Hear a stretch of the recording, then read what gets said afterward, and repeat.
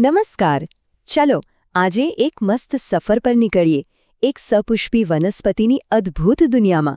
આપણે જમીનની અંદર છુપાયેલા ભાગથી શરૂ કરીશું અને એના સૌથી સુંદર ભાગ સુધી જઈશું, એક પછી એક અંગને બારીકાઈથી સમજીશું. તો ચાલો આપણી આ સફરની શરૂઆત જ એક મજેદારી સવાલથી કરીએ. બટાટા તો જમીનની અંદર ઉગે છે, બરાબર? તો શું એને મૂળ કહેવાય?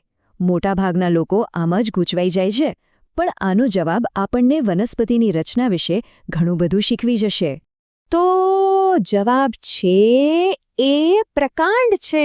હા, બરાબર સાંભળ્યું. અને એનું કારણ બહુ જ રસપ્રદ છે. બટાટા પર આપણને જે નાની આંખો દેખાય છે એ બીજું કંઈ નહીં પણ ગાંઠો, આંતરગાંઠો અને શલ્કી પર્ણ છે.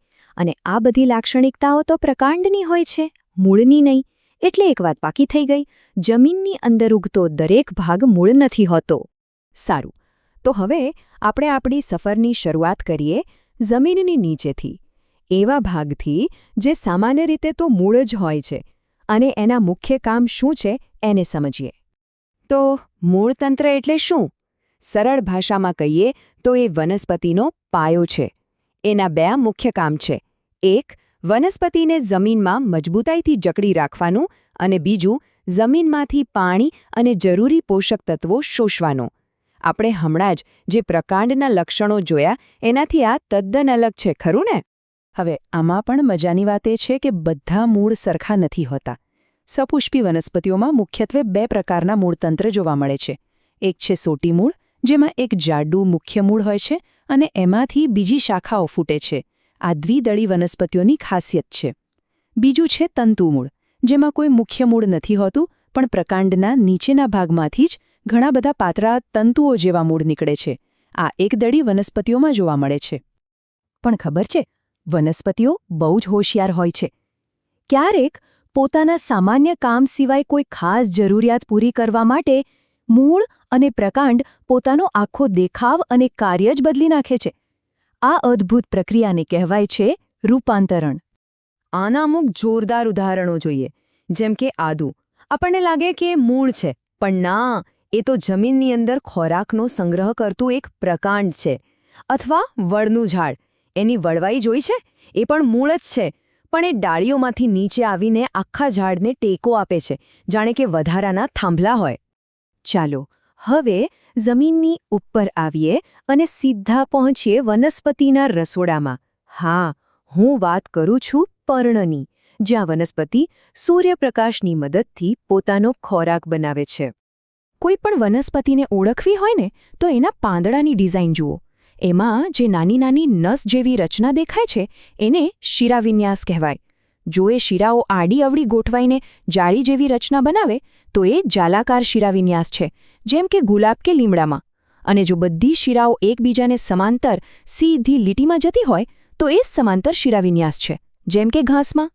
અને હવે આપણે પહોંચ્યા છીએ વનસ્પતિના સૌથી આકર્ષક, સૌથી સુંદર અને સૌથી જ જટિલ ભાગ પર. એ ભાગ જ્યાંથી નવી પેઢીની શરૂઆત થાય છે, એટલે કે પુષ્પ. આપણે પુષ્પને ખાલી સુંદરતાની નજરે જોઈએ છીએ, પણ બાયોલોજીની દૃષ્ટિએ એ એક ચમત્કાર છે. એ બીજું કંઈ નહીં પણ એક રૂપાંતરિત થયેલું પ્રરોહ છે, જેનો એક જ હેતુ છે પ્રજનન કરવું.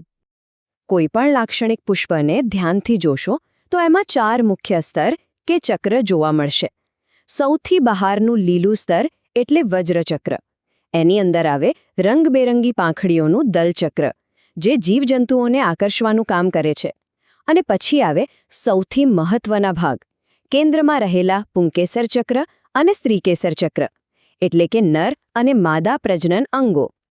હવે આ બધા ભાગોમાં એક વસ્તુ સૌથી મહત્વની છે, જે આપણને પુષ્પના પ્રકાર વિશે બધું જ કહી દે છે. અને એ છે બીજાશયનું સ્થાન. મતલબ કે માદા પ્રજનન અંગ આખી રચનામાં ક્યાં ગોઠવાયેલું છે.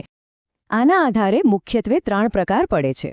પહેલું છે અધોજાઈ, જેમાં બીજાશય સૌથી ટોચ પર એટલે કે ઉચ્ચસ્થ હોય, બાકીના ભાગો એની નીચેથી નીકળે, જેમ કે રાઈ અને રીંગણમાં.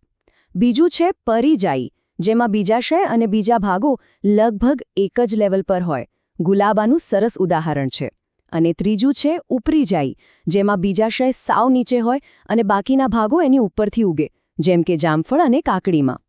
તો પુષ્પનું કામ પૂરું થયું, ફલન થઈ ગયું. હવે શું? હવે વારો છે ફળ અને બીજનો, જે એક નવી જિંદગીની શરૂઆત કરશે. આ પ્રક્રિયા ખરેખર અદ્ભુત છે. જેવું ફલન થાય, પુષ્પમાં મોટો બદલાવ આવે છે. પુષ્પનું જે બીજાશય હતું એ ધીમે ધીમે વિકસીને ફળ બની જાય છે, અને એની અંદર જે અંડક હતું એ બની જાય છે બીજ. તો ફળ એટલે શું? ફળ એટલે બીજું કંઈ નહીં પણ પાકેલું બીજાશય, જેનું મુખ્ય કામ છે અંદર ઉછરી રહેલા બીજનું રક્ષણ કરવું. અને બીજ એ લિંગી પ્રજનનનું અંતિમ પરિણામ છે, જેની અંદર એક નાનો અમથો ભ્રૂણ એટલે કે એક આખું નવું છોડ બનવાની ક્ષમતા છુપાયેલી હોય છે. તો આજે આપણે આખી વનસ્પતિની સફર કરી, મૂળથી લઈને બીજ સુધી. હવે એક વાત વિચારો, આપણે રોજ જે ખાઈએ છીએ, જે ફળો, જે શાકભાજી, એ ખરેખર વનસ્પતિનો કયો ભાગ છે? ગાજર શું છે? પાલક શું છે? ટામેટું શું છે? આ જાણ્યા પછી કદાચ આપણી થાળીને જોવાનો દૃષ્ટિકોણ જ બદલાઈ જશે. આના પર વિચાર જરૂર કરજો.